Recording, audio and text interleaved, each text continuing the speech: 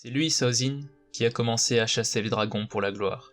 C'étaient les maîtres du feu suprêmes, et lorsqu'on arrivait à en tuer un, nos dons pour la maîtrise du feu devenaient légendaires, et on remportait le titre honorifique de dragon.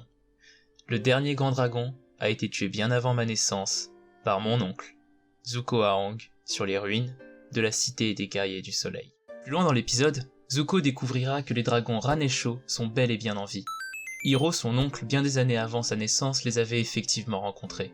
Et au-delà du simple fait de les épargner, il découvrit la véritable nature de la maîtrise du feu, avant de revenir à la capitale et revendiquer ce qui lui revenait de droit.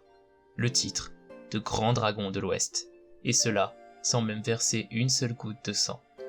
Cette histoire nous fait comprendre que pour devenir un véritable dragon, il ne faut pas s'opposer à eux, mais comprendre qui ils sont et apprendre de leurs enseignements. Partant de ce postulat, je vous propose de nous intéresser à un autre membre de la famille royale que je soupçonne très sérieusement d'être lui aussi un dragon. Azula est, comme tout le monde le sait, un prodige de la maîtrise du feu depuis son plus jeune âge. Elle est née chanceuse, comme dirait l'autre. Elle excelle dans la maîtrise du feu, des éclairs, et elle est même à ce jour la seule personne capable, dans l'univers d'Avatar, de maîtriser les flammes bleues. Une véritable génie. D'ailleurs, à ce propos, quelque chose m'a toujours intrigué. Pourquoi personne, que ce soit dans les proches de la princesse ou dans ses ennemis, ne souligne le caractère unique de cette maîtrise? D'autant plus qu'il ne s'agit pas de quelque chose d'inné. En effet, Azula est vue à de nombreuses reprises utiliser des flammes qu'on pourrait qualifier d'ordinaires. Plus encore, au vu des flashbacks de Zuko, on dirait même que sa chère sœur cadette ne savait pas utiliser les flammes bleues étant enfant. Personne ne le souligne cependant, comme s'il s'agissait de quelque chose de déjà vu. Mais qui dans l'histoire d'Avatar pourrait maîtriser de telles flammes à part Azula? Eh bien, je pense qu'un indice se cache dans le prénom même de notre très chère princesse. Azula, prénom composé du mot espagnol azul signifiant bleu, son nom est basé sur l'étymologie du mot lapis lazuli, qui provient lui-même du perse et plus loin encore du sanskrit Rajavarta, signifiant portion de roi. Azula tire donc son nom de la royauté et de la couleur bleue en rapport avec sa volonté et la couleur de ses flammes.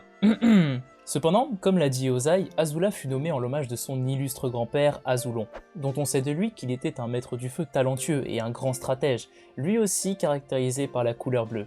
Coïncidence heureuse, interprétation un peu tirée par les cheveux, je vous laisse choisir, mais avant ça, revenons à notre théorie. Donc jusqu'à présent, nous avons mis en lumière quelque chose que nous savions déjà.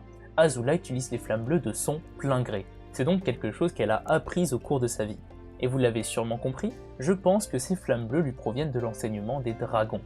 Je l'ai dit plus tôt, Azula est la seule personne connue à maîtriser ces flammes si particulières.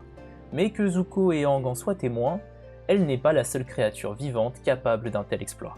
Mais comment Azula a pu apprendre des dragons s'il n'en a jamais tué ou rencontré? Bien, elle l'a apprise en rêve. Oui, en rêve. Mais pour comprendre comment elle a pu avoir des enseignements en rêve, il nous faut revenir quelques années en arrière, voire même quelques dizaines d'années en arrière. A partir de maintenant et jusqu'au timecode qui s'affiche devant vous, je vais spoiler une partie de l'intrigue du comics La Recherche partie 1. Si vous n'avez pas envie d'être spoilé, je vous invite fortement à sauter ce passage ou foncer lire ce comics qui répond à ce qui est sûrement la plus grande question de tout Avatar. Bien, si vous avez lu le comics ou que le spoil ne vous fait pas peur, voilà ce que La Recherche partie 1 nous révèle sur l'histoire de la famille royale. Ursa, petite fille de Roku, a été mariée au petit-fils de Sozin, car cela engendrera, selon Azulon lui-même, une très grande lignée de maîtres du feu. Et si cela avait plus qu'une portée purement symbolique? En effet, Roku et Sozin ont tous deux eu des dragons, et ont vécu avec. Ce fut pour tous deux leur partenaire de vie. Et si cette vie aux côtés du peuple draconique les avait rendus, comme qui dirait, sensibles? Au vu de l'importance de l'héritage abordé dans Avatar, il ne serait selon moi pas fou de croire que Zuko et Azula, petits-enfants de deux guerriers dragons, auraient une aptitude naturelle, les rapprochant de ces derniers, leur permettant peut-être même de communiquer. Il ne faut pas oublier que Zuko a déjà rencontré deux dragons rouges et bleus dans ses songes, et je pense qu'il s'agissait bel et bien de Ran et Sho. Ce cauchemar intervient à un moment de profond doute où le prince banni ne sait plus qui il est, ou ce qu'il souhaite devenir. Le dragon bleu, qui est doublé par ailleurs par la même personne qu'Azula en VO et en VF, tente de le faire abandonner et de le pousser à sombrer dans la désillusion d'un passé qui le ronge. Le dragon rouge, quant à lui, qui est doublé en VO par le doubleur d'Hiro, tente de l'éloigner du trône pour qu'il épouse une autre voix. Il est intéressant de constater que les dragons ne parlent pas avec leur propre voix, mais avec celle de personnes proches de Zuko. Et Azula n'entendrait-elle pas, elle aussi, des voix qui prennent également la forme d'une de ses proches? Et oui, je pense que l'influence des dragons a fini par avoir de sérieuses séquelles psychologiques sur notre princesse. Rongé par sa quête du pouvoir et sa méfiance envers sa mère, le dragon rouge, ici, tenterait, sous les traits d'Ursa, de sauver Azula, tandis que le dragon bleu, peut-être sous les traits d'Ozai, l'a convaincu que sa mère la détestait et que seul le pouvoir importait, lui offrant, dans ses rêves, les flammes bleues comme instrument de sa volonté.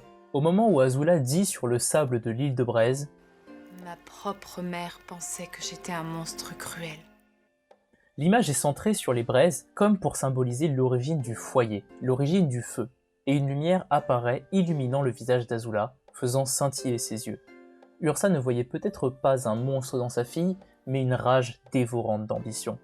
Et alors ce que jette Azula à la face de sa mère prend tout son sens.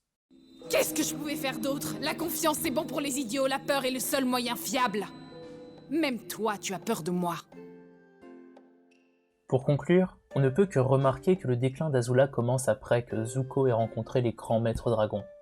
La princesse perd de plus en plus ses combats, ses amis se détournent d'elle, et le pouvoir lui échappe, jusqu'à perdre face à son frère qu'elle considérait pourtant comme un raté.